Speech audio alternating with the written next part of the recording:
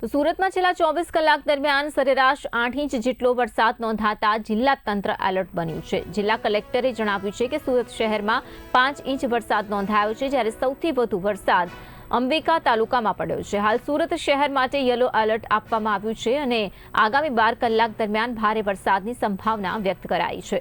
ત્યારે જિલ્લામાંથી આશરે 4000 લોકોને અગાઉથી સલામત સ્થળે ખસેડવામાં આવ્યા છે। તંત્રએ માછીમારો, પશુપાલકો અને નદી ખાડી કાંઠાના લોકોને સાવચેત રહેવા તથા દરિયો અને નદીથી દૂર રહેવા માટેની અપીલ કરવામાં આવી છે।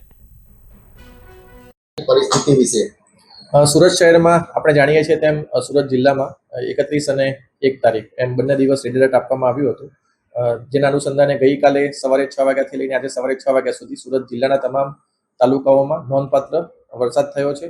એવરેજ જોઈએ તો આપણે 220 mm જેટલો વરસાદ તમામ તાલુકા અને શહેરનો મળીને થયો છે, એટલે કે લગભગ 8 ઇંચથી વધારે એવરેજ વરસાદ તમામ તાલુકામાં નોંધાયો છે। સૌથી વધારે વરસાદ જે છે અંબિકા તાલુકામાં લગભગ 565 mm 24 કલાકમાં નોંધાયો છે। તે સિવાય અન્ય તાલુકાઓમાં પણ લગભગ સરેરાશ જોઈએ તો 5 થી લઈને 15 ઇંચ સુધીનો વરસાદ જે છે અલગ અલગ જગ્યાએ નોંધાયો છે। સુરત શહેરમાં પણ આપણે જોઈએ તો લગભગ 5 ઇંચ જેટલો વરસાદ 24 કલાકમાં 5 થી 6 ઇંચ જેટલો વરસાદ નોંધાયો હતો। સવારે 6 વાગ્યાથી 10 વાગ્યાની સ્થિતિ જોઈએ તો સરેરાશ બહુ ઓછો વરસાદ આજે નોંધાયો છે, પરંતુ ફરીથી 10 વાગ્યા પછી અત્યારે નાઉકાસ્ટનું એક રેડ એલર્ટ આપવામાં આવ્યું છે અને આજે પણ આઇસોલેટેડ પ્લેસીસ ઉપર heavy two very heavy rainfall થવાની સંભાવના સુરત જિલ્લાના અલગ અલગ ભાગોમાં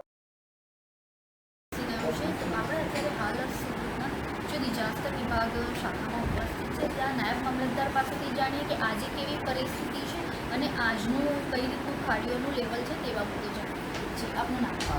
સાજિદ મેરુજી, નાયબ મામલતદાર, કલેક્ટર કચેરી સુરત, 1 ઓગસ્ટ, સમય બપોરના 1 કલાક।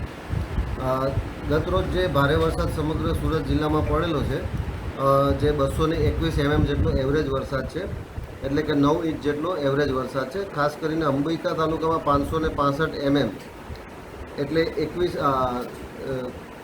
ઇંચ જેટલો વરસાદ પડેલો છે, જેના કારણે હાલમાં પરિસ્થિતિ સુરત શહેરમાં હાલ પરિસ્થિતિ નોર્મલ જણાઈ રહી છે। સુરત આજે જે રેડ એલર્ટમાંથી બહાર આવી ગયું છે અને જે ખાડીની આસપાસના જે વિસ્તારો છે ત્યાં પણ લોકોને અગાઉથી સ્થળાંતર કરવામાં આવેલા હતા અને હાલ અત્યારે સુરતમાં પરિસ્થિતિ નોર્મલ હોય તેવું પણ જણાવવામાં આવ્યું છે। કેમેરા પ્રતિનિધિ રશ્મિ રાણા, ઇન્ડિયા।